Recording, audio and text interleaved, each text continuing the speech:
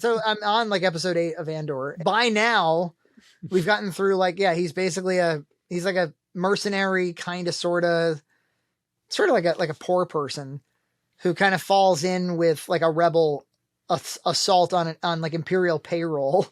And so it's like many episodes of that. And I was kind of like not into it, but only now he's become a political prisoner.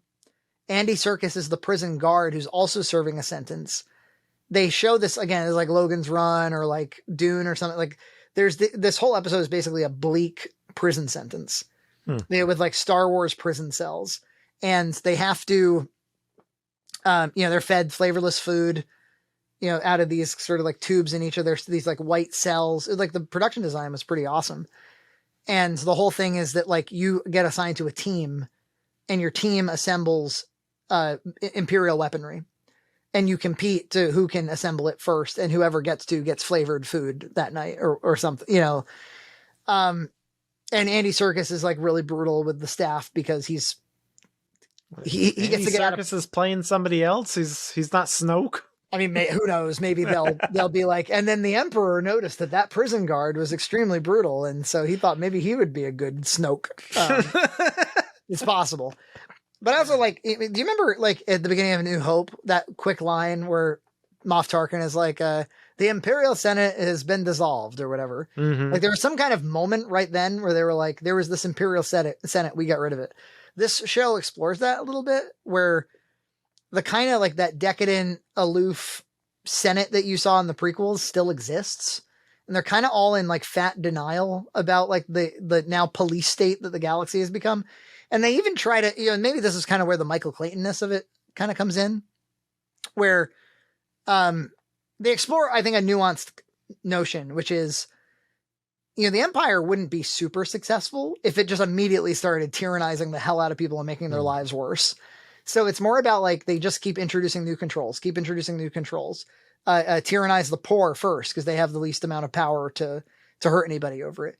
Incentivize the bureaucrats. Stefan Skarsgård says, like, they're choking us so slowly, we're starting to not notice. So there's cool ideas here, and the production design is neat. And now, like, Forrest Whitaker was in this one, and K2SO from, the Imperial droid from Rogue One is going to be in it, I think, pretty soon. He had like a cameo.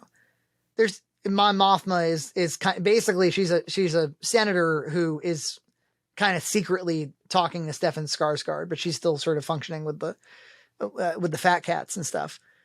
It's cool. It's just, I dare say it's just not Star Wars. It doesn't resemble, like where Mandalorian, I would say, is like a really cool next gen Star Wars. It takes everything that makes Star Wars and kind of pushes it forward. This kind of like says, yeah, I'll use TIE fighters if you want me to, and I'll use Coruscant if you want me to, but I'm going to make my own cool sci-fi about like a different empire. Yeah. Maybe I'll give it another chance when I'm on the rowing machine and I got some time, but yeah, it's tough. It's especially when I was in the midst of She-Hulk, Rings of Power, She-Hulk. I think that combination of like, even of course House of the Dragon was awesome, but we should probably wrap up by talking about that. But just even having to fit House of the Dragon into like the She-Hulk, Rings of Power, Andor thing was like, no, it was too much. So I think I just needed like a break. I needed a few weeks off. Yeah. Of that. Maybe I can get some obligation time with Andor, but yeah, it's tough. It's tough to treat these things like homework.